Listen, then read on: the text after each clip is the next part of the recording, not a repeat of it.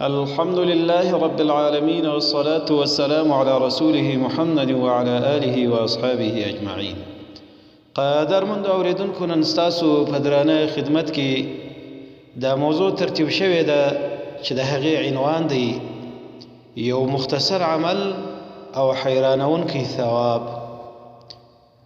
تر دغه عنوان لاندې امام مسلم رحمت الله تعالی علیه په خپل مبارک کتاب مسلم شریف کې یو باب دی، باب فضل صلاة العشاء والفجر في جماعة. دا باب ثابت په بیان کې د فضیلت د لمانځه د ماخستن او د سهار په جماعت سره. ستاسو انتهایی او پوره توجه غواړو چې تاسو د ماخستن او د سهار د لمانځه په جماعت کولو سره د دې و فضیلت او حیرانونکي ثواب ته فهم واړوي او د زړه په غوږونو سره واوري او عمل ورباندې وکړي. عن عثمان بن عفان رضي الله تعالى عنه قال، حضرت عثمان بن عفان رضي الله عنه فرمایي: سمعت رسول الله صلى الله عليه وصحبه وسلم يقول، د الله د رسول صلى الله عليه وسلم سمع واوریدل چې دی فرمایي: من صلى العشاء في جماعة فكأنما قام نصف الليل.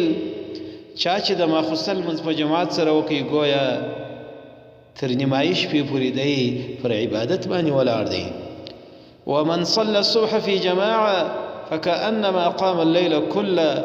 او چا چې بیا د سهار لمونځ په جماعت سره ورسره وکړي گویا ټوله شپه دی پر عبادت باندې ولاړ دی.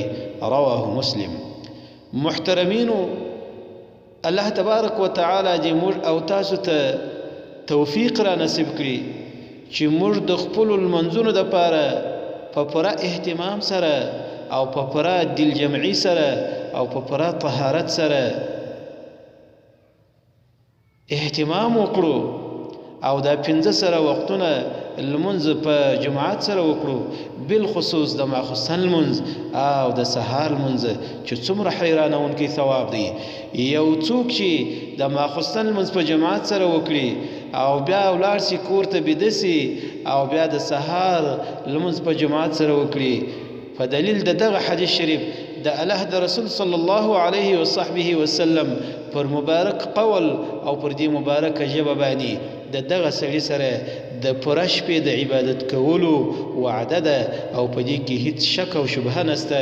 الله تبارک و تعالی دې موږ او تاسو توفیق راکړي چې موږ د دغه سنت عملي کولو پر خپل ځان باندې او پر خپل اولادونو باندې، پر خپل کورنیانو باندې، پر خپل اهل محلي والا باندې، پر خپل اصدقاء او ملګرو باندې کوشش وکړو چې ټول پر ځانونو باندې جاری کړو او دغه عظیم ثوابونو څخه موږ برخوردار او حصدار سو.